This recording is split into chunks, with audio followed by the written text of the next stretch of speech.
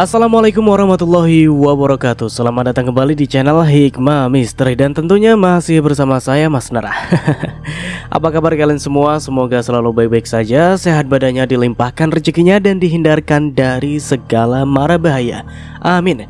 Di kesempatan kali ini saya akan menceritakan sebuah cerita drama rumah tangga dengan judul Ibuku Berebut, melanjutkan dari part sebelumnya. Oke, seperti biasa sebelum ke ceritanya, bagi kalian yang belum subscribe channel ini, silahkan bisa subscribe dulu lah. Dan aktifkan lonceng notifikasinya agar kalian tidak ketinggalan cerita menarik dari channel Hikmah Misteri yang akan selalu meributkan hati kalian. Dan jangan lupa juga untuk share and like tentunya, agar Mas Nara lebih semangat lagi untuk menghibur kalian. Oke, kalau sudah, terima kasih, and so just try keep up with me.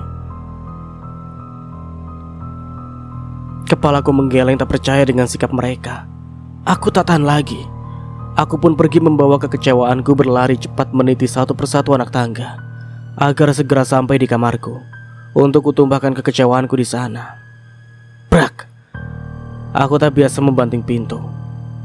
Tapi aku sudah begitu lelah dengan isi rumahku yang dipenuhi dengan kebohongan. Siapa yang bisa aku percaya sekarang?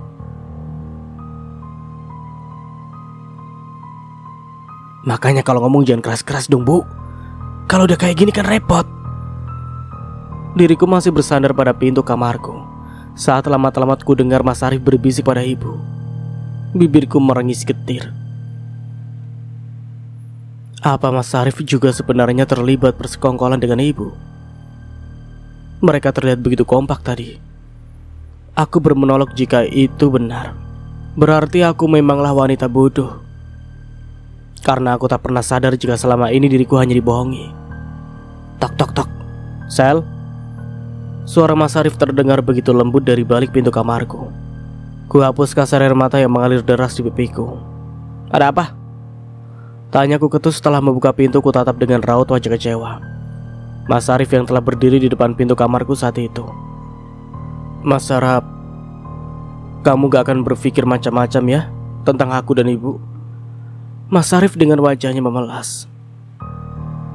Memang menurut kamu aku lagi mikir apaan, Mas? Aku masih ketus. Ya, aku takut aja kalau kamu nanti gak percaya lagi sama Mas. Memang kamu lagi bikin kebohongan apa? Sampai kamu takut aku gak percaya lagi sama kamu? Gak ada, Sel. Aku gak ada bohongin kamu.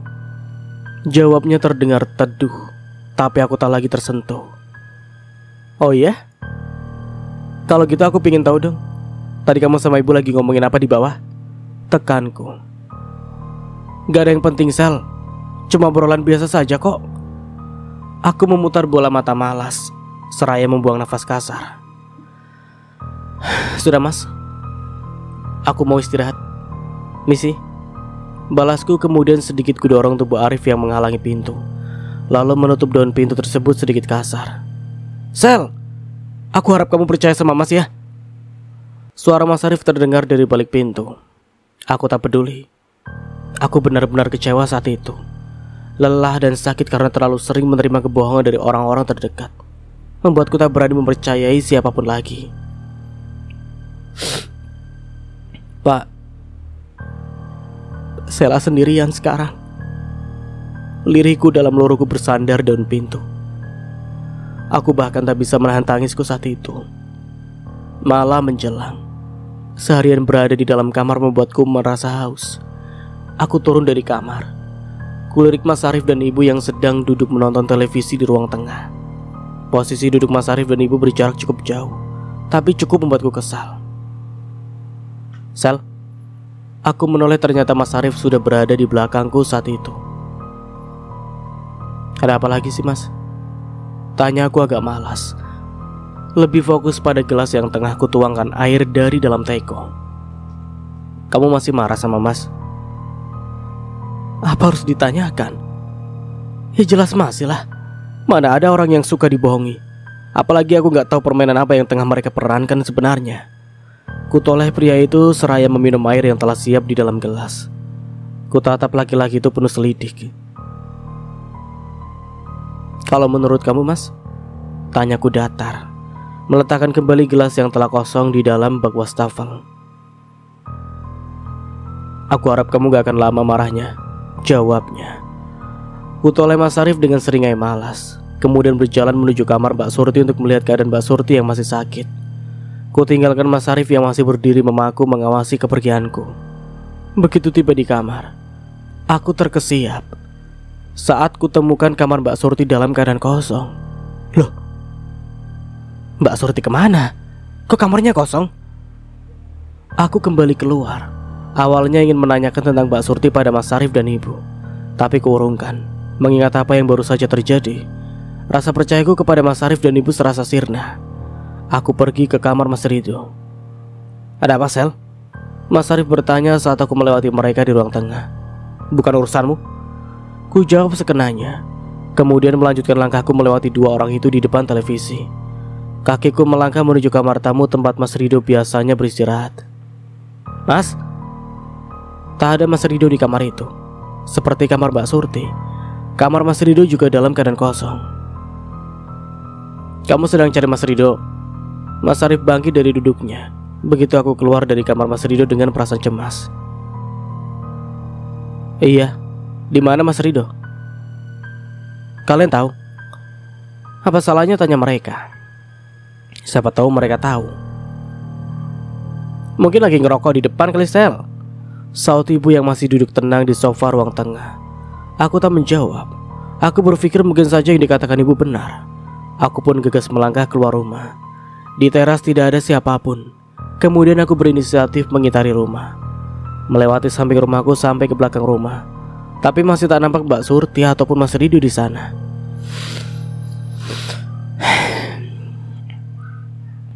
Kalian ada di mana sih? Gak lelah apa tiap hari selalu bikin teka-teki seperti ini? Aku bergumam. Sungguh, aku capek dengan semua ini.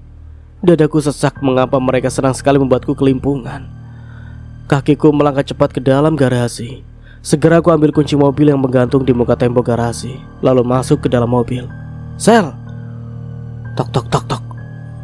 Aku menoleh ke arah kaca di sisiku. Mesin mobil baru saja kunyalakan, dan Mas Rido mengetuk kaca di sebelahku. Apa, Mas? Tanyaku datar setelah aku buka sedikit kaca mobilku. Kamu mau kemana, Sel? Dia terlihat cemas. Sekarang aku pun tak yakin. Bukan urusanmu, Mas. Aku malas berlama-lama dengannya. Karena itu ku tutup kembali kaca mobil yang baru kubuka. Tapi baru setengah tertutup, tangan Mas Arif menahan kaca tersebut. Mau kemana, Sel? Ia kembali bertanya, kali ini tatapannya begitu serius. Mau beli nasi goreng, aku lapar. Mbak Surti kan belum bisa masak. Aku beralasan hati kecilku ingin sekali mengutarakan kepada Mas Arif tentang apa yang tengah menjadi kekhawatiranku saat itu. Tapi ku tahan dalam hati. Setelah kejadian terakhir, aku bahkan tak berani untuk mempercayai Mas Arif lagi. Awas, Mas, mobilnya mau jalan. Aku udah lapar banget nih. Gerutuku. Mas Arif nurut. Ia pun menurunkan kembali tangannya dari kaca mobil. Aku pun membawa mobilku keluar garasi dan melanjutkan laju meninggalkan area rumahku. Dari kaca spion aku dapat melihat Mas Arif mengawasi punggung mobil yang kukendarai. Tampang Mas Arif terlihat cemas, tapi aku tak boleh tertipu lagi. Ku cari Mbak Surti dan Mas Rido di tengah gelapnya malam. Beruntung waktu itu malam belum terlalu larut. Jalanan masih terlihat ramai oleh lampu kota di pinggiran jalan. Jalan yang kulewati juga masih ramai dengan kendaraan yang berlalu lalang. Lama-lama aku lelah kalau harus nyari orang hilang terus setiap hari. Kesal rasanya. Telah aku cari kemana-mana tapi Mas Rido ataupun Mbak Surti tak juga kunjung kutemukan. Atau jangan-jangan Mas Rido ada di tempat angkringan kemarin. Ku jalankan mobilku ke tempat kemarin, menemukan Mas Rido tengah duduk nongkrong bersama 3 preman. Begitu di depan angkringan ternyata aku tak menemukan Mas Rido ataupun satupun pria sangar dari ketiga preman yang kulihat kemarin. Setelah menuruni mobil, aku berjalan masuk ke dalam kedai angkringan yang berposisi di pinggir jalan tersebut. Malam, Mas, sapa aku kepada pemilik kedai. Iya, selamat malam, Mbak. Mau ngopi atau... Oh, enggak, Mas. Saya kesini mau nyari Mas Rido. Tadi dia ada main kesini nggak ya, Mas? Tanyaku memotong ucapan pemilik kedai. Oh, Rido.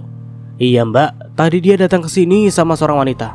Badannya kurus, kulitnya putih, tapi wajah sama badannya kayak memar-memar gitu, Mbak. Serius, Mas? Mereka kesini ngapain ya kira-kira? Aku terkejut dengan apa yang ku dengar dari pemilik kedai tersebut. Mereka menemui Rojali sama kawan-kawannya, Mbak. Tapi mbak-mbak yang sama Rido kayak nangis gitu. Gak tahu dia nangisin apa. Rojali siapa, Mas? Aku mengeringkan dahi. Rojali preman sekitar sini, Mbak. Kami pedagang yang ada di sini semuanya takut sama Rojali dan kedua kawannya itu, jawab pemilik kedai. Apa salah satu di antara Rojali punya tato bergambar ular besar di salah satu lengannya, Mas? Aku ingin memastikan, rasanya dadaku mulai bergemuruh. Iya betul, Mbak. Yang itu namanya Leon. Kalau Rojali yang rambutnya pirang, Mbak. Badannya gede banget, kita semua takut, jawab pemilik kedai mulai berkedip ngeri. Apa Mas Rido dan ketiga preman itu berteman, Mas? Dadaku sesak ketika harus menanyakan ini. Setahu saya sih iya, Mbak. Mas Rido sudah beberapa kali main ke sini dan kumpul sama mereka bertiga. Apa Mas ini pernah melihat mereka bermain judi, Mas? Aku menelisik. Saya nggak pernah lihat tuh, Mbak. Terus kalau Mas Rido bertemu dengan mereka, apa Mas pernah melihat mereka bertengkar atau berdebat gitu? Kayaknya belum, Mbak. Yang ada mereka biasa ngumpul minum minuman di sini. Di sini juga jual minuman begituan. Shh, jangan kenceng-kenceng, Mbak. Ngomongnya saya keceplosan. Penjual itu menekankan telunjuknya pada bibirnya sendiri. Terus tadi mereka pergi kemana, Mas? Aku membuang nafas kasar, hati mulai dipenuhi kecemasan dan kekecewaan. Mereka tadi pergi ke arah sana, Mbak, jawab pemilik kedai mengacungkan telunjuknya ke arah kiri. Ya sudah, makasih ya, Mas. Kalau bisa jangan jualan minuman kayak gitu, Mas. Ngelanggar hukum. Tandasku sebelum pergi, mataku melirik ke arah beberapa kerat berisi puluhan botol minuman keras yang tersusun rapi. Diletakkan pemilik toko agak tersembunyi di dalam kedai. Pemilik kedai itu mencepik kesal. Aku kembali masuk ke dalam mobil lalu putar arah berjalan sesuai arah yang ditunjukkan oleh mas-mas pemilik kedai angkringan itu. Mobil sudah berjalan cukup jauh menyusuri jalanan, tapi belum ada tanda-tanda Surti ataupun Rido terlihat olehku. Loh, kakiku menginjak rem mendadak. Di sebuah jalanan yang begitu gelap dan sepi, netraku mengamati seberang jalan tempat mobilku menepi saat itu. Aku dapat melihat dengan jelas Mbak Surti tengah menyatukan tangannya di depan seorang preman berambut pirang berbadan kekar yang disebut pemilik kedai sebagai Rojali. Mbak Surti terlihat menangis saat itu. Wanita bertubuh kurus itu terlihat tengah memohon, tapi entah apa yang tengah dimohon oleh Mbak Surti dari ketiga preman itu. Selain Mbak Surti dan ketiga preman yang berdiri berkacak pinggang di hadapan Mbak Surti, hatiku semakin gusar saat mendapati Mas Rido juga terlihat berdiri santai di belakang Mbak Surti saat itu. Mataku semakin kupertajam memperhatikan Mbak Surti, Mas Rido, dan ketiga preman yang tengah bersamanya saat itu. Aku memang sengaja tidak turun dari mobil atau mendekati mereka. Diriku memilih tetap mengawasi kelima orang itu dari dalam mobil, agar secara diam-diam aku dapat melihat apa saja yang sebenarnya tengah mereka lakukan. Salah satu preman itu mendorong tubuh Mbak Surti hingga jatuh ke belakang. Aku refleks ingin keluar dan menghampiri, tapi aku tahan. Aku tidak ingin penyelidikanku kali ini sia-sia hanya karena sikap gegabahku. Kenapa Mas Rido tidak membantu Surti sama sekali ya? Ini ada apa sebenarnya? Aku merasa geram saat mengamati sikap Mas Rido hanya berdiri melipat tangannya di dada saat seorang perempuan lemah diperlakukan dengan kasar di hadapannya saat itu. Kulihat Mbak Surti kembali bangkit dari jatuhnya, tapi bukannya langsung berdiri. Mbak Surti justru bersujud pada kaki preman yang bernama Rojali itu. Rasanya aku hampir tak dapat menahan diri. Sikap Mas Rido sudah benar-benar keterlaluan dengan membiarkan seorang wanita tak berdaya melakukan hal seperti itu kepada Rojali. Dadaku semakin bergemuruh saat salah satu kaki preman itu menendang tubuh Surti hingga terjungkal ke belakang. Keterlaluan. Nafasku memburu. Rasanya tidak rela melihat Mbak Surti diperlakukan selayaknya hewan menjijikan. Tapi Mas Rido masih diam saja. Bahkan Mas Rido seolah menikmati pemandangan yang terjadi di hadapannya saat itu. Ini keterlaluan. Setelah cukup lama hatiku tersiksa karena harus menahan diri. ketika melihat pemandangan yang begitu mengganggu batinku. Beberapa saat kemudian, dua dari ketiga preman itu mengeluarkan motor mereka. Mbak Surti dan Mas Rido terlihat membonceng masing-masing dari kedua preman tersebut. Aku pun bersiap menghidupkan kembali mesin mobilku, lalu menjalankan mobil berjarak agak jauh dari motor kedua preman yang telah memboncengkan Mas Rido dan Mbak Surti. Mas Rido membonceng preman yang bernama Leon, sedangkan Mbak Surti membonceng preman yang bernama Moko. Rojali sendiri tidak ikut bersama mereka. Aku masih setia mengikuti dan mengawasi kedua motor yang berjalan cepat di depan mobilku. Dua motor itu berjalan beriringan. Aku masih waspada menjalankan mobilku, mengikuti mereka berempat. Mau kemana mereka? Tapi ini seperti arah pulang. Mataku memindai sekeliling tempat yang kulewati, mengawasi jalan sekitar yang merupakan jalan arah pulang ke rumahku. Benar saja, setelah melakukan perjalanan cukup lama, tibalah mereka di depan rumahku. Kuhentikan mobilku dan kembali mengawasi mereka dari kejauhan. Terlihat dua motor itu berhenti di tepi jalan, belum sampai masuk ke dalam halaman rumah. Mungkin mereka sengaja turun di tempat itu agar kedatangan mereka tidak diketahui orang rumah. Aku masih mengawasi mereka sampai kedua preman itu menjalankan kembali motornya pergi.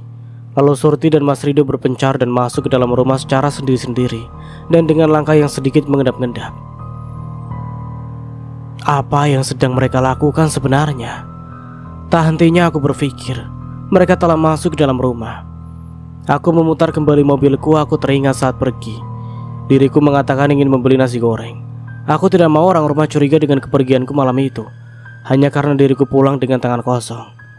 Setelah mendapatkan sekantong kresek berisi 5 porsi nasi goreng, aku pun pulang ke rumah. Assalamualaikum, ucapku seraya masuk ke dalam rumah. Dek. Entah mengapa perasaanku menjadi aneh saat bertemu dengan Mas Rido. Aku bahkan seolah bertemu dengan seorang musuh. Ya, musuh dalam selimut.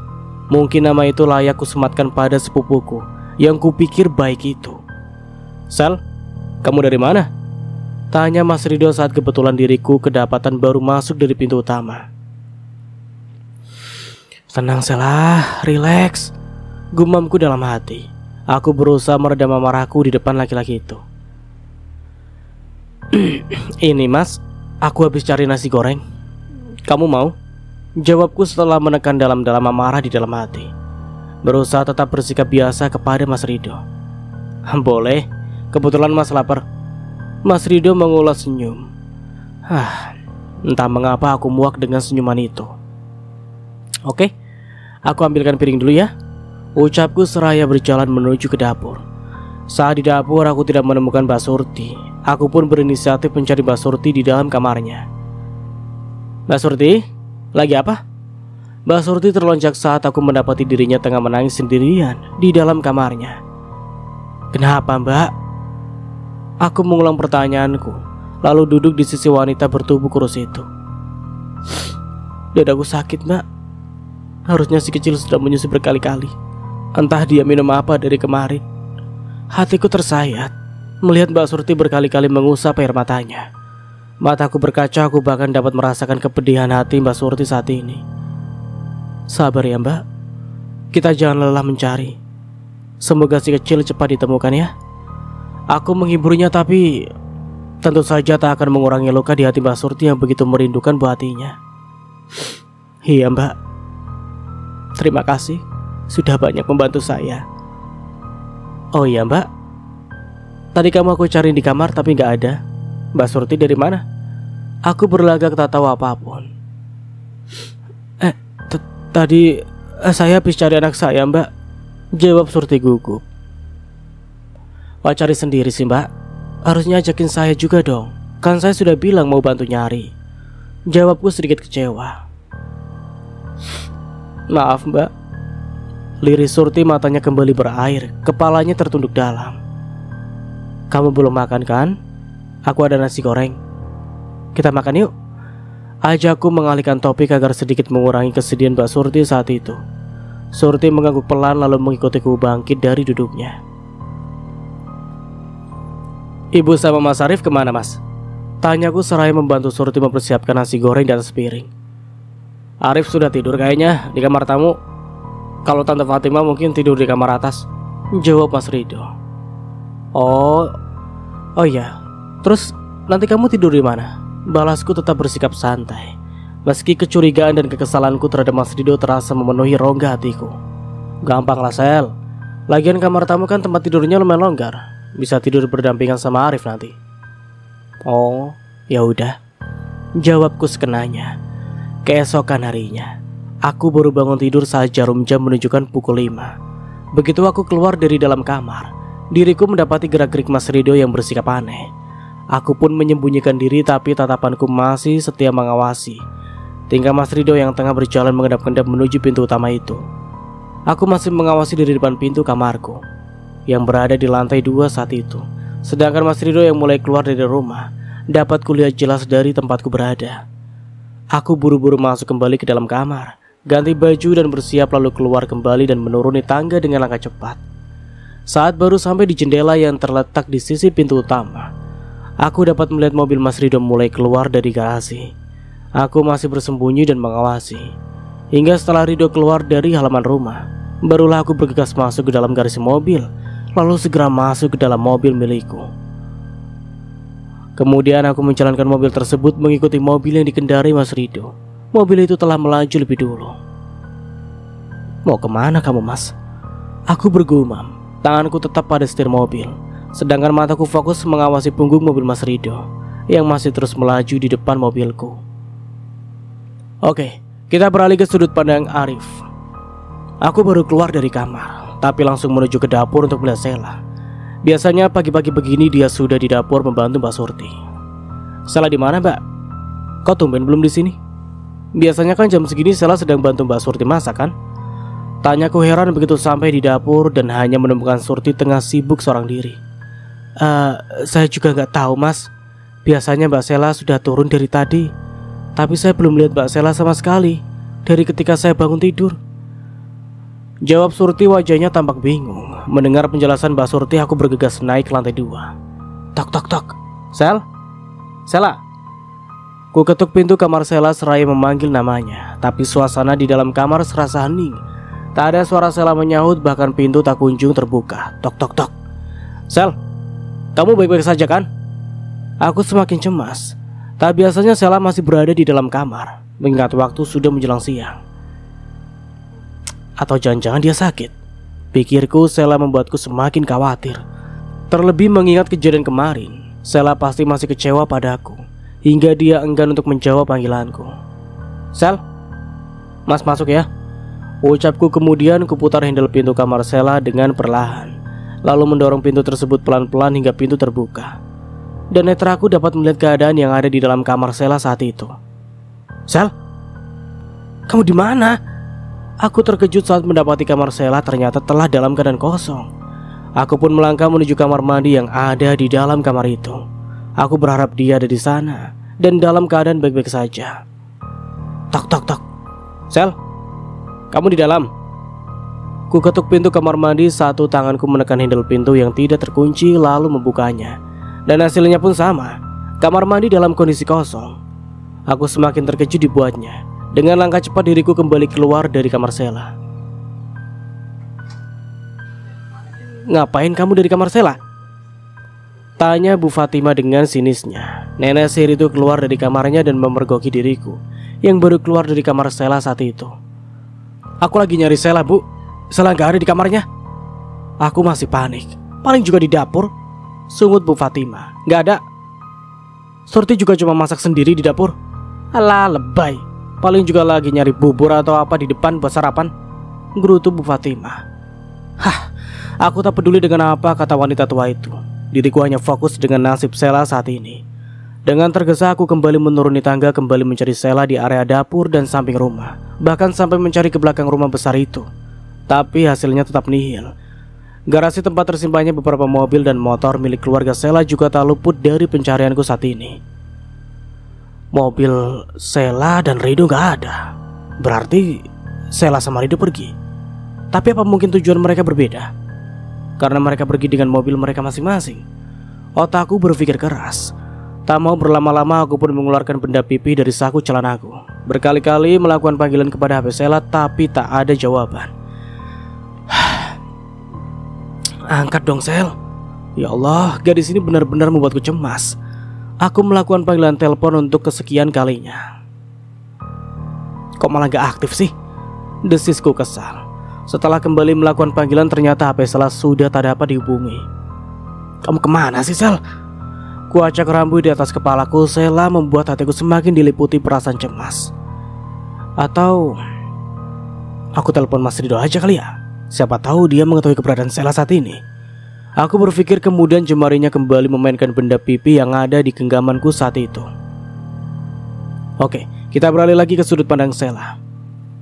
Aku mengikuti dan masih mengawasi mobil Mas Rido yang melaju dengan kecepatan sedang di depan mobil yang tengah ku kendarai. Untung saja waktu itu masih terlalu pagi, jadi jalanan masih sepi dan lancar karena masih jarang kendaraan yang berlalu lalang. Ini Mas Rido mau kemana sih? Netraku mengawasi jalanan yang kulalui. Aku heran, mengapa Mas Rido membawa mobilnya begitu jauh. Bahkan mobil itu melewati jalanan kampung yang cukup terpencil. Tapi aku tak peduli. Diriku kembali fokus dengan niat utamaku, mengikuti gerak laju mobil yang Mas Rido kendarai. Mobil Mas Rido masih terus berjalan. Aku setia mengikuti di belakangmu, Mas. Aku mau melihat apa yang akan kamu lakukan dengan pergi diam-diam seperti ini. Mobil kami melaju jauh ke dalam pelosok desa. Ada sedikit perasaan cemas dalam diriku saat itu. Ketika mobilku harus melewati tengah hutan, di mana kanan dan kiri jalan bebatuan terjal yang dilewati roda mobilku. Hanya terlihat rimbunan pohon bambu hampir di semenjang perjalanan. Ini sebenarnya Mas Rido mau kemana sih? Tempat ini sudah jauh banget loh dari rumah. Perasaan takut membuatku menggerutu. Diriku masih berjuang mengatasi jalanan yang terasa bergelombang saat dilewati mobil yang kukendarai. Tak lama kemudian mobil Mas Rido berhenti di tengah jalan. Aku pun menghentikan mobilku saat itu juga. Hanya saja jantungku sempat hampir lompat saat tiba-tiba Mas Rido keluar dari mobilnya dan seolah memperhatikan tempat di mana mobilku terhenti saat itu. Untungnya aku segera menurunkan kepalaku di balik setir mobil. Aku berharap wajahku luput dari pengamatan Mas Rido saat itu. Dadaku berdegup kencang. Keringat dingin juga mengucur membanjiri punggung dan area wajahku. Aku takut Mas Rido memergokiku. Mana dia lama banget mengawasi sekitar. Setelah cukup lama aku menyembunyikan diri, akhirnya Mas Rido kembali masuk ke dalam mobilnya. Aku masih tegang, tapi penyelidikan harus tetap berlanjut. Melihat tempat yang semakin dalam, semakin sunyi, aku mulai khawatir. Kurai tas kecil di sisiku lalu mengambil benda pipi di dalamnya. Ya, kok nggak ada baterai sih? Habislah aku. Awalnya berniat memanggil seseorang, Mas Arif atau siapapun untuk menyusulku, karena aku merasa niat Mas Rido benar-benar tak beres. Tapi ponselku mati karena habis baterai. Gimana dong? Mau balik lagi tapi ini kesempatan langka. Belum tentu besok aku bisa mengikuti Mas Rido. Diriku mulai frustasi. Aku harus bagaimana? Meski sempat gamang, akhirnya aku bertekad tetap mengikuti Mas Rido. Aku harus tahu apa yang akan Rido lakukan di tempat terpencil seperti ini. Mobilku masih melaju mengikuti mobil melaju di depanku. Tadi Mas Rido lihat aku nggak ya? Aku mulai gusar. Bahkan diriku mulai gak yakin untuk melanjutkan pengintaian ini. Tapi bagaimana jika ternyata bayi Mbak Surti ada sama Mas Rido? Aku gak mau sampai bayi itu keburu dijual hanya karena aku mundur hari ini. Kulihat mobil Mas Rido mulai menepi, lalu masuk ke sebuah halaman rumah yang cukup luas. Aku menghentikan mobilku di kejauhan, sengaja mengambil jarak cukup jauh agar Mas Rido tak curiga. Aku menunggu di dalam mobil sembari masih mengawasi gerak langkah Mas Rido yang terlihat mulai memasuki rumah besar yang terlihat sudah usang dan tak terurus. Rumah itu selayaknya rumah tua yang telah ditinggalkan penghuninya selama bertahun-tahun. Aku masih mengawasi sampai sosok Mas Rido benar-benar masuk ke dalam rumah itu. Aku pun memberanikan diri keluar dari dalam mobil dan berjalan memasuki area halaman rumah tersebut. Halaman rumah itu cukup luas, tapi nampak tidak terurus. Terlihat sekali dari rumput dan tanaman liar yang banyak tumbuh di sela-sela pavingnya yang terbuka itu. Bahkan pagar rumah itu juga terlihat berkarat. Dinding rumah juga sebagian berwarna kehijauan, bukan karena cat tembok, tapi karena dinding yang mungkin terlalu lama tidak dirawat penghuninya, sehingga sampai ditumbuhi lumut hijau di mana-mana. Kulangkahkan kaki mengendap-endap menuju pintu rumah itu. Samar-samar aku mendengar tangisan anak kecil dari dalam rumah itu. "Diamkan anakmu!" Aku terenyak. Serasa tubuhku menegang seketika. Dari dalam rumah itu suara seorang laki-laki terdengar tengah memaki. Tapi siapa yang ia maki? Aku masih menajamkan pendengaranku. Tubuhku bergetar. Rasanya keberanian yang telah kukumpulkan menghilang begitu saja. Aku merasa di dalam sana tidak hanya ada Mas Rido, tidak juga hanya ada 1 atau 2 orang. Rasanya aku ingin mundur, tapi tangisan anak kecil kembali menghentikan langkahku. Diamkan anakku, atau aku gantung di kipas angin. Hatiku kembali tersentak. Tak salah lagi, aktivitas di dalam sana tidaklah wajar. Aku menarik nafas panjang kemudian mengeluarkannya perlahan.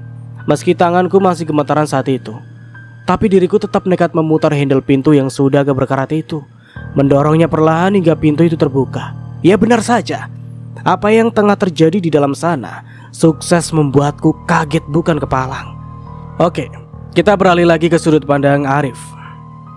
Sudah semakin siang, tapi Sheila tak kunjung pulang. Bahkan HP-nya tak dapat dihubungi. Aku sudah mencarinya kemana-mana, tapi belum juga aku temukan keberadaannya. Di mana kamu, Sel? Coba aku telepon Mas Rido lagi lah. Ini orang pada kemana sih? Kok ditelepon gak bisa terus dari tadi? Ku geser kembali layar ponselku kembali memulai panggilan kepada Rido. Setelah sebelumnya beberapa kali mencoba menghubungi Rido dan Sheila, tapi tidak bisa karena nomor HP mereka sama-sama tidak aktif. Halo? Terdengar suara Rido dari seberang telepon. Akhirnya diangkat juga. Kamu sudah kutelepon berkali-kali dari tadi. Kemana saja? HP kenapa gak aktif sih? Omelku aku gelisah karena Sheila belum diketahui keberadaannya.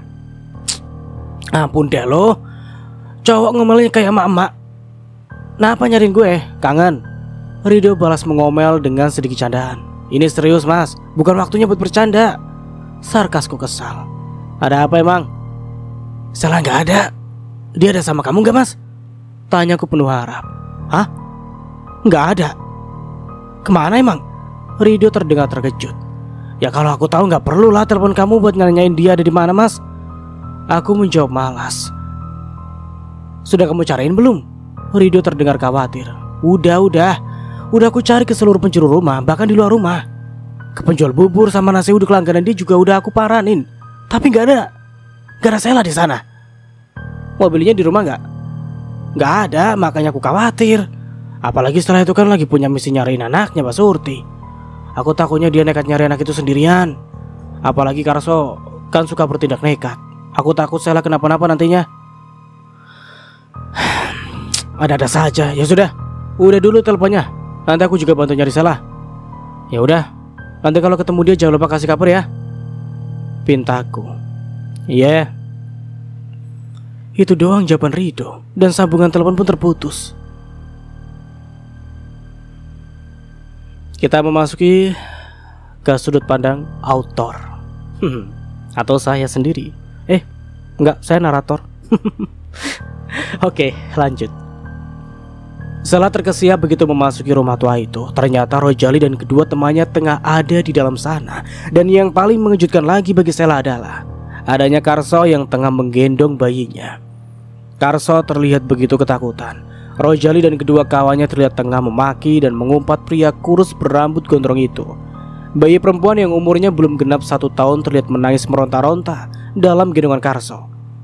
Diam, atau aku sumpal mulut bayi sialan ini, umpat Rojali. Sheila masih mengawasi mereka dengan perasaan takut. Nampaknya Karso dan ketiga preman itu belum menyadari keberadaan Sheila saat itu. Di mana Mas Rido ya? Kenapa dia tidak ada bersama mereka? Bukannya tadi dia masuk ke dalam rumah ini? Gumam Sheila dalam hati. Matanya liar mengawasi seisi ruangan mencari keberadaan Rido. Sementara ia masih menyembunyikan diri dari balik sekat tembok saat itu. Sheila berada di ruang utama sedangkan Karso dan ketiga preman itu tengah asyik meminum minuman di ruang tengah. Bayi Karso masih terus menangis, membuat hati Sheila semakin merasa tak tega.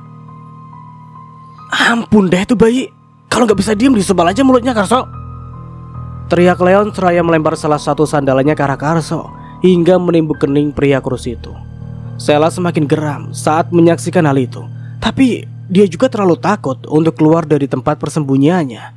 Di sisi lain Rido masih berpikir keras setelah mendapat telepon dari Arif. Ada-ada saja sih, Sheila kemana ya? Gumam Rido setengah berpikir. Seperti Arif, Rido juga diliputi perasaan cemas saat itu.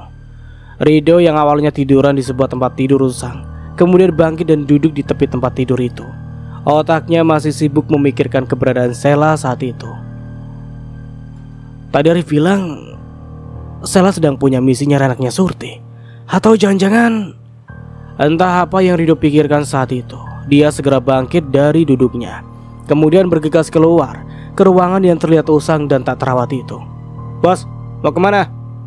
Pertanyaan Rojali mengalihkan perhatian Sheila yang masih mengawasi mereka. "Mas Rido?" Mata Sheila terbelalak. Entah mengapa hatinya begitu sakit saat mengetahui yang menjadi bos mereka ternyata adalah Rido, kakak sepupunya yang selama ini begitu Sheila percayai. "Aku mau nyari Sheila. Dia hilang katanya," ucap Rido seraya mengenakan jaket kulit berwarna hitam pada tubuh kekarnya. "Walah, apapun rela kau lakukan demi gadis berhijab itu ya bos," ledek salah satu dari ketiga preman itu. Rido terlihat hanya mengulas senyum mendengar ledekan dari salah satu premannya. Sementara Sheila masih mengawasi mereka dengan perasaan tidak karuan. "Jaga Karso dan anaknya, aku pergi dulu. Jangan sampai mereka kabur, karena sebentar lagi yang mau membayar anak ini akan datang." Bagai petir menyambar hati saat Sheila mendengar dan melihat dengan mata kepalanya sendiri ketika Rido mengucapkan kalimat itu dari mulutnya yang terlihat manis. "Sudah ya, aku pergi dulu," pamit Rido. "Yoi bos," jawab ketiga preman itu hampir serentak. Kemudian Rido melangkah menuju pintu utama. Sheila terpaksa harus mencari tempat sembunyi yang baru agar Rido tidak menyadari keberadaannya saat itu. Saat berada di ruang utama, Rido terlihat mencurigai area tempat Sheila bersembunyi. Rido berdiri terdiam cukup lama. Matanya mengawasi sofa busuk tempat Sheila tengah duduk bersimpu di baliknya. Jantung Sheila berdegup kencang saat kaki Rido terlihat mulai melangkah mendekati dirinya. Tak seperti biasanya, saat itu Sheila merasa begitu gelisah dan takut saat Rido terlihat mulai mendekat. Sheila tak hentinya merapalkan doa-doa di dalam hatinya dengan jantung yang berdegup kencang dan keringat dingin yang bercucuran. Sungguh tak seperti biasanya. Jika sebelumnya melihat Rido seperti melihat malaikat penolong, saat itu setelah Sheila melihat watak asli Rido, Sheila begitu ketakutan ketika Rido mulai berjalan mendekat. Bahkan saat itu Sheila seolah tengah bersembunyi dari kejaran malaikat pencabut nyawa. "Bos, sedang apa di situ? Katanya mau cari Sheila." Panggilan dari Rojali mengalihkan perhatian Rido. Rido menoleh ke arah Rojali sehingga Sheila memiliki kesempatan untuk beringsut dan bersembunyi di sofa yang lain. "Shh!" Rido menekan telunjuknya di bibir, membuat Rojali mengerenyitkan dahinya karena bingung dengan maksud dari bosnya itu. Rido melihat ke arah belakang kursi dan di kursi yang sempat ia curigai telah dalam keadaan kosong karena Sheila telah berpindah di tempat persembunyian yang lain. "Ada apa bos?" tanya Rojali kemudian. "Gak ada," jawab Rido sekenanya. Rido pun melanjutkan niat awalnya. "Aku cari Sheila dulu," ucap Rido pada tiga anak buahnya. "Jaga Karso dan anaknya, jangan sampai mereka kabur," pesan Rido sebelum pergi meninggalkan rumah itu. "Beres bos," jawab Rojali. Setelah Rido pergi di balik persembunyiannya, Sheila mengacak isi tasnya dengan tangannya yang masih gemetar. "Ampun, kenapa HP malah mati di saat segenting ini sih? Harusnya ini kesempatanku untuk melapor pada polisi tentang kejahatan yang terjadi di sini." Sheila merutuki dirinya, berusaha menghidupkan ponselnya tapi tetap gak bisa. Akhirnya Sheila menyerah dan memutuskan mencari cara lain untuk menolong Karso dan bayinya. Dia tak mungkin keluar dan pergi dari rumah itu karena Rido sempat bilang orang yang akan membayar bayi Surti sebentar lagi akan sampai di sana. Sheila tak ingin menyesal jika dia sampai gagal menyelamatkan bayi itu. Tapi aku harus bagaimana ya? Rojali kembali bergabung bersama kedua temannya. Sheila menjadikan kesempatan itu untuk keluar dari tempat persembunyiannya. Sheila mengintip ke arah ketiga preman itu. Mereka telah kembali melanjutkan aktivitas mereka, menikmati minuman keras sambil bermain kartu. Sheila mengawasi Karso dan saat itu Sheila baru sadar jika salah satu kaki Karso ternyata dalam kondisi dipasung menggunakan rantai. "Astagfirullahaladzim," liris Sheila dalam hati. Apa mungkin sebenarnya di balik semua ini adalah Mas Rido dan Mas Karso sama Mbak Surti hanya dijadikan alat mereka? Tapi apa alasan mereka melakukan semua ini? Hati Sela masih dipenuhi segudang pertanyaan tentang alasan Rido melakukan hal itu. Sela mengambil sebuah balok kayu yang kebetulan tergeletak di lantai atas. Kayu itu lumayan besar dan keras. Bahkan Sela cukup menggerakkan tenaganya untuk mengangkat sebatang kayu itu. Sela berjalan mengendap-endap menghampiri ketiga preman itu, membuang segala perasaan takut yang sebenarnya menyelimuti hatinya saat itu. Bek! Ah! Satu hantaman balok menimbuk keras tepat di tengkuk Rojali, yang membuat Rojali seketika tersungkur di atas lantai. Leon dan Moko yang menyadari hal itu tidak tinggal diam. Mereka segera menangani Sela yang hanya sendiri. Sayangnya Sela tidak cukup kuat untuk melawan kedua preman itu. Dan malangnya, saat Sela berusaha melumpuhkan mereka berdua, sebuah lengan melingkar di lehernya.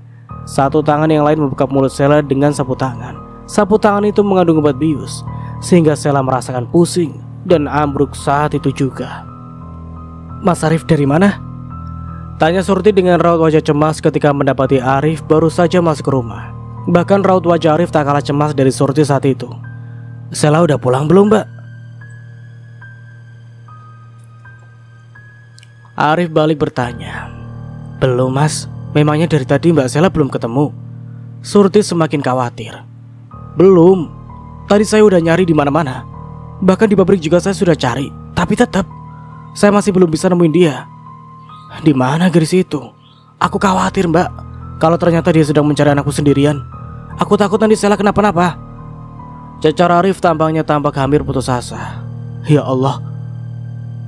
Bagaimana jika itu benar, Mas? Orang-orang yang menculik anak saya sangat berbahaya. Bahkan mereka bisa melakukan apapun demi uang. Bagaimana jika nanti terjadi sesuatu yang buruk kepada Mbak Sela?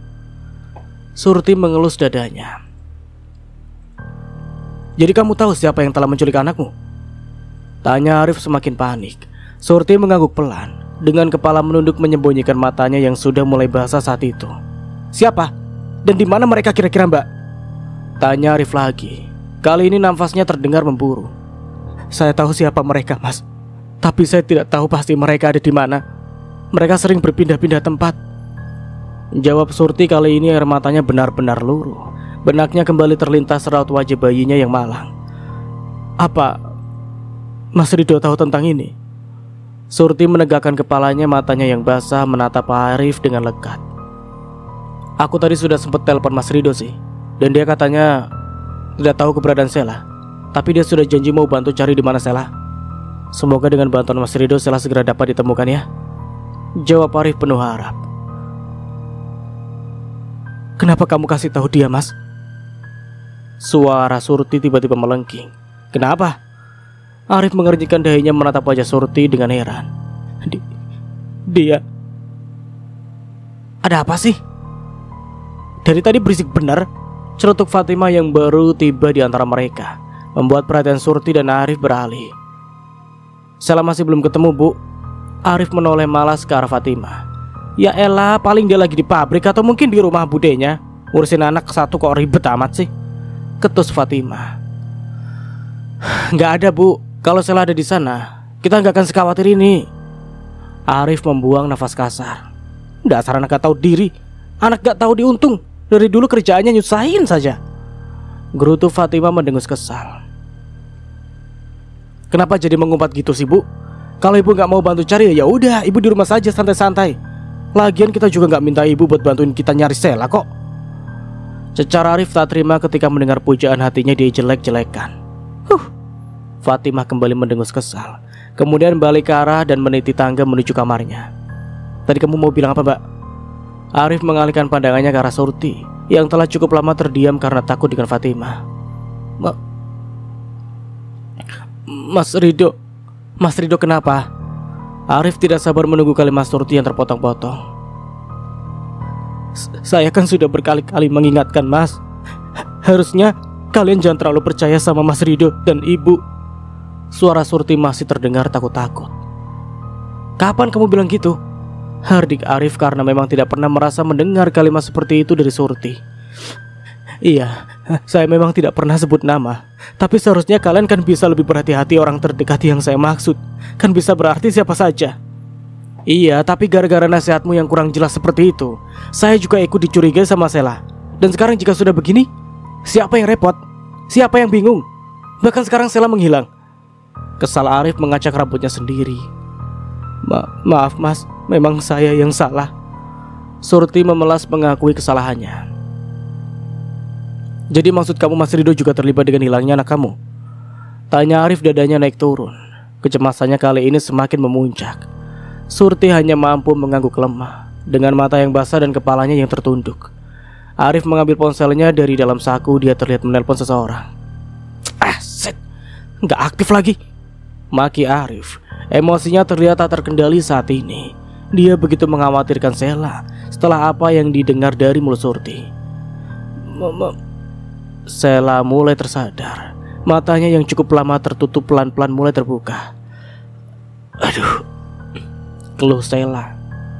Kepalanya terasa sangat pusing. Tapi saat tangannya hendak memijat kening, ternyata tak bisa, karena kedua tangannya dalam posisi terikat di balik kursi yang didudukinya saat itu. Begitupun kedua kakinya yang juga diikat bersama kaki kursi yang sama. Hah? Apa-apaan ini? Kenapa aku terikat begini? Pekik Sela. Berusaha berontak untuk melepaskan diri, tapi tidak bisa. Ikatan itu terlalu kuat. Terlebih dia masih lemah saat itu. Sudah sadar mbak? Suara seorang pria terdengar parau. Sela menoleh dengan cepat mencari keberadaan pemilik suara itu. Mas Karso? Ucap Sela saat mendapati Karso juga dalam keadaan kaki dan tangan terpasung rantai. Pria itu terlihat sangat menyedihkan. Karso berada tepat di depan Sela. Hanya saja jarak mereka agak berjauhan. Apa yang Mas Karso lakukan di sini, Mas? Tanya Sela cemas. Sama sepertimu, Mbak. Aku juga sandra di sini. Jawab Karso datar. Pria itu terlihat pasrah. Di mana anakmu, Mas? Sela teringat dengan gadis kecil yang selama ini dia cari. Karso terdengar menangis. Di mana, Mas? Sela tidak sabar. Mereka menjual anakku, Mbak. Jawab Karso tergurat sesal di wajah tirusnya. Apa? Sela terhenyak. Di mana? Dengan siapa mereka menjual anakmu? Sela tatan lagi. Ia berusaha melepaskan diri dari ikatan dan kursi yang membelenggunya, sehingga menimbulkan suara gaduh. Tiba-tiba suara pintu terdengar berderit, membuat Sela sesaat terpaku. Jantungnya mulai berdegup kencang. Sel, kamu sudah sadar? Sela menatap marah sosok yang baru masuk dan menghampirinya saat itu. Apa yang kamu lakukan sih, Mas? Apa ini Mas Rido yang ku kenal? Air mata Sela tumpah. Hatinya sangatlah perih saat terus menerima kenyataan jika seseorang yang telah dia anggap seperti kakak kandungnya sendiri ternyata adalah seorang penjahat. Kenapa kamu kesini, Sel? Rido berlutut di hadapan Sela. Wajahnya sangat tergurat kecemasan. Kenapa katamu? Kamu sendiri ngapain di sini, Mas? Sejak kapan kamu menjadi sejahat ini? Pekik Sela. Rido hanya terdiam. Pria tampan itu hanya menatap Sela dengan nanar. Di mana anak Mbak Surti, Mas? Kamu kemanakan bayi itu? Dia bayi, Mas. Dia gak punya kesalahan apapun. Kenapa kamu bisa sejahat ini? Bahkan kepada bayi yang tidak berdosa. Maki Sela kemarahannya semakin memuncak. Ini semua demi kamu, Sel. Rido memekik. Lalu bangkit, matanya terlihat memerah. Apa? Sela mengeringitkan dahinya. Ia sama sekali tidak mengerti dengan apa yang dimaksud oleh kakak sepupunya itu. Apa maksudmu, Mas? Sela kembali bertanya. Ia benar-benar tidak mengerti dengan apa yang dimaksud Rido saat itu. Rido membuang nafas kasar. Tatapannya menatap lurus ke arah Sela yang saat itu masih duduk terikat di atas kursi. Sudahlah, Sel. Gak penting juga. Celutuk Rido membuat Sela semakin geram. Bagaimana mungkin hal yang tidak penting bisa membuatmu berbuat sejahat ini, Mas? Kalaupun aku katakan alasanku kenapa, apa kamu akan peduli? Kali ini suara Rido terdengar melengking. Tapi apa, Mas? Katakan. Apa selama ini aku tidak pernah peduli padamu? Bukankah selama ini kita selalu merasakan suka duka kita bersama, Mas? Hah? Air mata Sela kembali jatuh saat kenangan manis kebersamaan dirinya dengan Rido tergambar kembali di benaknya. Sela dan Rido adalah saudara sepupu yang terjalin dari hubungan baik Bude Lilis ibunya Rido dan Pak Rusdi bapaknya Sela. Mereka adalah saudara sekandung. Bude Lilis adalah kakak perempuan Pak Rusdi, sekaligus saudara Pak Rusdi satu-satunya. Hubungan Bude Lilis dan Pak Rusdi juga begitu erat. Tak heran jika Rido dan Sela juga begitu dekat. Tempat tinggal mereka berjarak kurang lebih 1 kilometer saja. Oleh karena itu, baik Sheila maupun Rido sering sekali bergantian menginap. Kadang Sheila akan menginap di rumah Bude Lilis selama seminggu penuh, dan ketika menginap di sana, Sheila juga akan pulang dan berangkat sekolah dari sana. Begitupun Rido. Saat Rido menginap di tempat Sheila, Rido akan pulang dan berangkat sekolah dari sana juga. Mereka memang sudah begitu dekat sedari kecil. Oleh karena itu, Sheila sudah menganggap Bude Lilis seperti ibu kandungnya dan Rido seperti kakak kandungnya sendiri. Sheila sangat menyayangi Rido dan budenya, seperti Sheila menyayangi bapak dan ibunya. Begitupun Rido. Sedari kecil Rido begitu perhatian dan selalu memiliki rasa ingin melindungi Sheila. Tapi berbeda dengan Sheila, jika rasa sayang yang Sheila miliki kepada Rido selayaknya kasih sayang adik kepada kakak laki-lakinya. Tapi lain halnya dengan Rido. Laki-laki tampan yang sebentar lagi menginjak usia 31 tahun itu belum pernah pacaran sama sekali. Bukan karena dia tidak laku. Dengan wajahnya yang tampan, kulit putih serta tubuhnya yang tegap berotot, membuat Rido diidolakan para gadis di sekolahnya dulu. Bahkan dia sering dikejar cewek-cewek cantik di sekolah dan di kampusnya waktu itu. Tapi tampang dingin dan sikap judesnya itu membuat cewek-cewek yang mendekatinya hanya bertahan 1-2 jaman saja. Setelah itu mereka akan terluka, patah hati, lalu pergi. Sheila sering menasihati Rido agar lebih melembutkan kepribadiannya itu. Ngomong yang lembut dong mas, biar cepet kawin. Kalau mas masih judes gitu, mana ada cewek yang mau sama kamu? Kasihan tuh Bude, sudah pingin nimang cucu. Lagian udah tua masih betah aja menjomblo. Nasihat berbumbu ledekan seringkali terlontar dari mulut Sheila kepada sepupu kesayangannya itu. Tapi Rido acuh, hatinya telah terukir oleh satu nama sedari kecil, dan itu membuat Rido enggan membuka hati kepada gadis manapun. Katakan mas, apa yang membuatmu berbuat begini? Apa karena uang? Desak Sheila saat Rido tetap diam. Rido menggeleng, matanya terlepas dari manik mata gadis di depannya. Jika bukan uang, lalu apa? Suara Sheila melemah, dadanya terasa sesak. Aku gak rela kamu sama Arif, Sel. Aku takut kalau setelah kecurangan ibumu terbongkar, mereka akan bercerai, dan kamu akan kembali dengan laki-laki itu. Jawab Rido kembali berlutut di hadapan Sheila. Tapi kenapa mas? Sheila mengernyitkan dahinya, menatap lurus pada manik mata Rido yang saat itu juga menatapnya dengan posisi berlutut di hadapannya. Karena aku gak mau kamu jadi milik orang lain, Sel. Lirih Rido. Tapi kenapa mas? Sheila masih tidak mengerti. Karena aku cinta sama kamu. Aku gak mau orang lain mengambil kamu dari aku. Rido kembali bangkit, nafasnya terdengar memburu. Hah? Sheila mengernyitkan dahinya lebih dalam. Dia tak percaya dengan apa yang baru didengarnya. Aku cinta sama kamu, Sel. Rido kembali pada posisi semula, berlutut di hadapan Sheila dengan tampang memelas. Gila kamu, mas. Hardik Sheila tak habis pikir. Memang aku gila, Sel. Aku tergila-gila sama kamu. Oleh karena itu, aku bisa ngelakuin apapun agar bisa memiliki kamu. Pekik Rido matanya memerah. Tapi kita saudara, mas. Bagaimana mungkin kamu bisa berpikiran sejauh ini? Aku gak mungkin membalas perasaanmu itu. Lagi pula aku sudah anggap kamu seperti kakak kandungku sendiri. Kita gak mungkin menjalin hubungan lebih dari itu. Tangis Sheila. Kali ini ia benar-benar merasa takut dengan pria yang masih berlutut di hadapannya itu. Kenapa gak bisa, Sel? Aku telah melakukan apapun demi bisa mendapatkan kamu. Apakah itu masih kurang? Lakuin apapun, termasuk dengan membantu ibu memfitnah Mas Arif, atau caramu menyewa preman untuk menindas Mas Karso dan Mbak Surti. Kamu rampas anak mereka, mas. Apa yang akan kamu dapat dari itu semua? Cecar Sheila, dadanya naik turun. Rasanya dia sudah mulai muak dengan sikap Rido saat itu. Itu karena Surti dan Karso sudah coba-coba berkhianat. Jika mereka tidak pernah mengatakan apapun kepadamu, mungkin aku tidak perlu menghukum mereka dengan mengambil bayi itu dari mereka. Rido masih berusaha membenarkan dirinya. Hukum? Siapa kamu, mas? Atas hak apa kamu berani menghukum mereka? Dan yang paling terhukum sekarang adalah bayi yang tidak berdosa itu, mas. Tidakkah kamu kasihan padanya? Aku tidak tahu jika kamu ternyata tidak punya belas kasihan, bahkan kepada seorang bayi yang tidak tahu apapun. Air mata Sheila tumpah membanjiri pipi. Bahkan dadanya terlalu sesak saat mengingat bayi yang kecil tak diketahui bagaimana nasibnya sekarang. Tolong kembalikan bayi itu kepada mereka, mas. pinta Sela dengan tatapan memohon. Itu tidak mungkin, Sel. Kenapa? Karena bayi itu sudah kami jual. Dan ucapan Rido terpotong. Suara Karso terdengar menangis. Begitupun Sela yang hatinya terasa tersayat sembilu saat itu. Kenapa kamu harus menjualnya, Mas? Sela menatap Rido dengan mata berkaca-kaca. Bagaimana lagi, Sel? Aku butuh bantuan Rojali dan temannya. Dan imbalan yang mereka mau adalah seorang bayi. Karena mereka sedang butuh untuk dijual kepada seseorang. Jawab Rido lemas.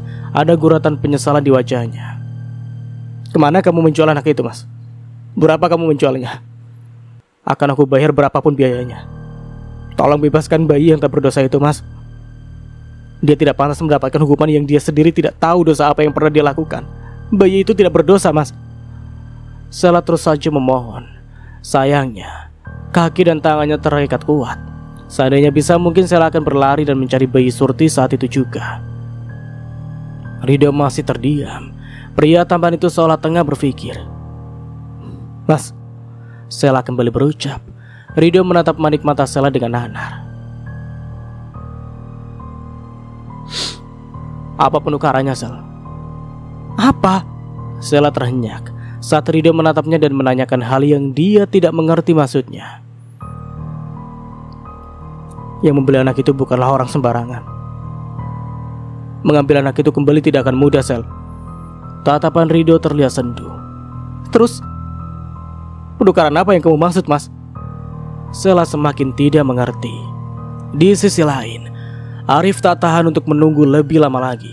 Begitu memastikan Sela telah menghilang selama 1 kali 24 jam, ia pun segera melapor pada pihak kepolisian atas hilangnya Sela. Selain meminta pertolongan kepada polisi, Arif juga menceritakan hilangnya Sela kepada Bude Lilis. Kepada Bude Lilis, Arif mengungkapkan apa yang ia ketahui dari Surti tentang kelakuan Rido yang sudah turut andil dalam kasus penjebakan dirinya dan juga kasus hilangnya anak Surti.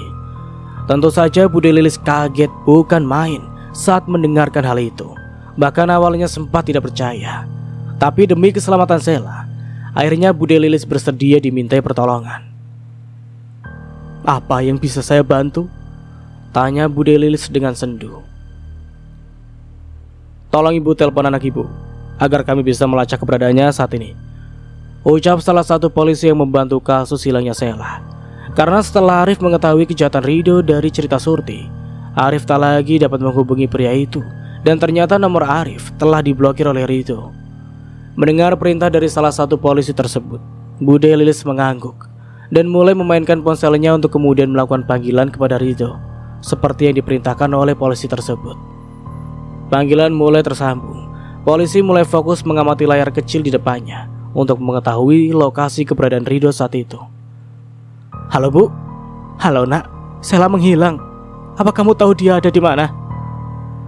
Mata basah Bude melirik ke arah polisi yang mengangguk-anggukkan kepalanya ke arah kawan polisi yang lain. Nampaknya polisi tersebut mulai mengetahui letak keberadaan Rido saat itu. Enggak Bu, sudah ya, ini aku lagi ada urusan penting. Halo, Nak. Tut, sambungan terputus. Ayo, kita segera ke sana. Keberadaan saudara Rido sudah berhasil terlacak. Seru salah seorang polisi yang menjadi pemimpin dalam menangani kasus hilangnya Sela. Siap, Komandan, jawab polisi yang lain. Kemudian mereka bergegas. Tunggu. Ucapan Bude membuat Arif dan beberapa polisi itu menoleh ke arah Bude Lilis. Saya mau ikut, ucap Bude lemas. Arif tersenyum, kemudian mempersilahkan Bude agar berbicara lebih dulu di depannya. Di sisi lain, penukaran apa maksudmu, Mas? Sela masih tidak mengerti dengan apa yang dimaksud oleh Rido. Kamu harus berjanji dulu mau menikah denganku, Sel. Maka aku akan ambil kembali anak itu dari tangan pembelinya, ucap Rido. Tubuhnya masih berlutut di hadapan Sela yang duduk terikat di atas kursi. Gila kamu, Mas. Mana bisa seperti itu? Aku gak mau nikah sama kamu. Aku sudah anggap kamu seperti kakak kandungku. Lagi pula aku gak cinta sama kamu, Mas. Tolak Sela. Geram tak habis pikir dengan permintaan Rido kali ini. Ya sudah, kamu jangan harap anak itu akan kembali pada Surti, ancam Rido. Giginya gemertek saat matanya nyalang menatap manik mata gadis di hadapannya. Rido bangkit dari duduknya. Tatapannya masih tak lepas dari manik mata Sela. Sedangkan gadis itu, ia menatap marah ke arah Rido seraya menggeleng pelan. Pikirkan sekali lagi ya sayang. Sela membuang wajahnya saat Rido dengan paksa mengecup pipinya. Sesaat Rido menatap Sela cukup lama sebelum akhirnya dia berlalu dan keluar dari ruangan itu. Dan sampai di sini dulu ceritanya. Nantikan kelanjutan ceritanya di part berikutnya. Dari saya mohon maaf bila ada salah kata atau dalam penyampaian cerita. Akhir kata, wassalamualaikum warahmatullahi wabarakatuh. Sampai jumpa di video berikutnya and see you. Bye bye.